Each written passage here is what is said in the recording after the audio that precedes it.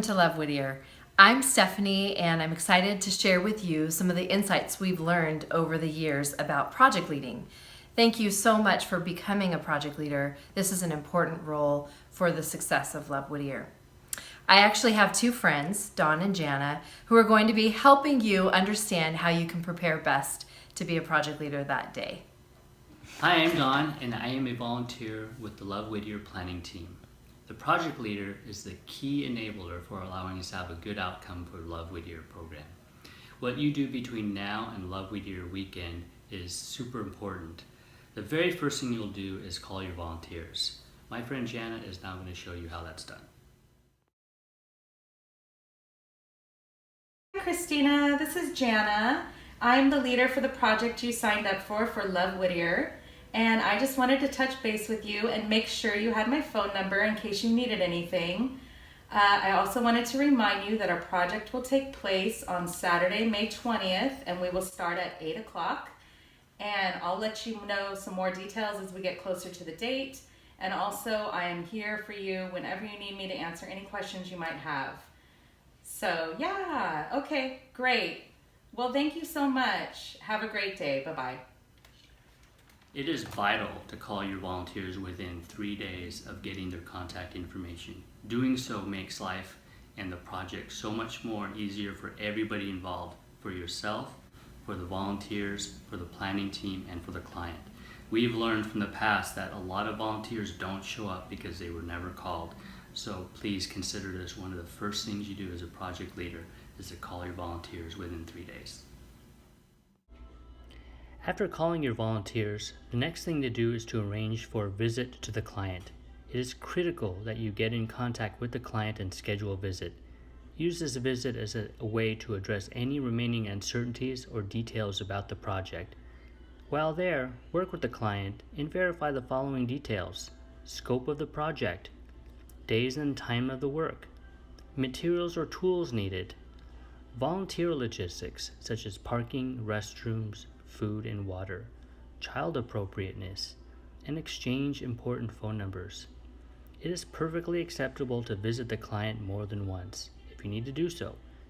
Develop a personal relationship with the client contact, and this will make a huge difference on the success of the project. Please do remember that oftentimes these clients are busy with dealing with day-to-day serious issues, so be a help to them and not a bother. As you prepare for the project, think about what also can go wrong. Think about this now so you can lead your team to success in spite of unplanned events from happening. Think about the weather. What do you do if it rains? Project completion. What if you don't finish the work in the scheduled amount of time? Volunteers. What if not enough people show up? Supplies. What if not everything is available to you when you start? Or illness. What do you do if you are ill when this day happens? Ask yourself what can go wrong and think about a plan on what to do to prevent this from ruining your project. Hi Jessica, hey, this is Jana, and I just wanted you to know that I visited the client today and it looks like we might have a little bit of a problem and I'm not sure what to do and how to handle it. Do you have a minute to chat with me? Okay, great.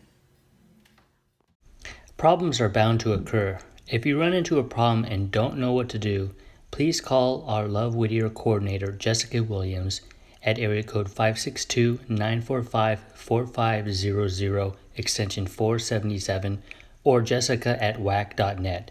She is there to help you be as successful as a project leader. So we've all been project leaders before, and we know that the most important aspect of being a project leader is having a positive attitude with flexibility and a lot of fun. Yeah, definitely. That's super important. We don't want to complain. There's going to be things that happen, problems that come up, things that change. Maybe the work is going to change.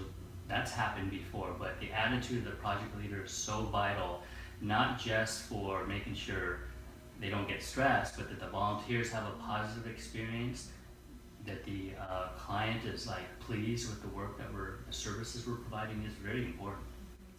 I always try to keep the word inspire in my head as I'm talking to my volunteers, at my project, how can I, as a leader, inspire my volunteers to do this work and to do it with a good attitude? So first off, I need to show that and model that for them. And then what kind of words could I choose and ways could I come alongside them and partner with them in this? I think also for a lot of the volunteers, this might be their very first time volunteering at church or in their community, and how crucial it would be for them to have a positive first experience so they can build on that and keep loving Whittier in the future if that's vital. And this year, what we're planning on doing is we would really like to even lighten the experience even more than in previous years. And so we're wanting to have even more of a fun atmosphere. So if you can bring a radio, if you can bring snacks, and just kind of have a welcoming, hospitable attitude as your volunteers come, that would make all the difference in the world too for their experience, because serving can be really fun. Amen. Amen. Serving as a project leader is not too difficult. Just remember a few things. Call your volunteers, visit the client, prepare for the day, ask for help when you need it, and have a positive attitude. Go for it. Thanks so much for watching this video. We are so excited about Love Whittier this year, and we could not do it without you.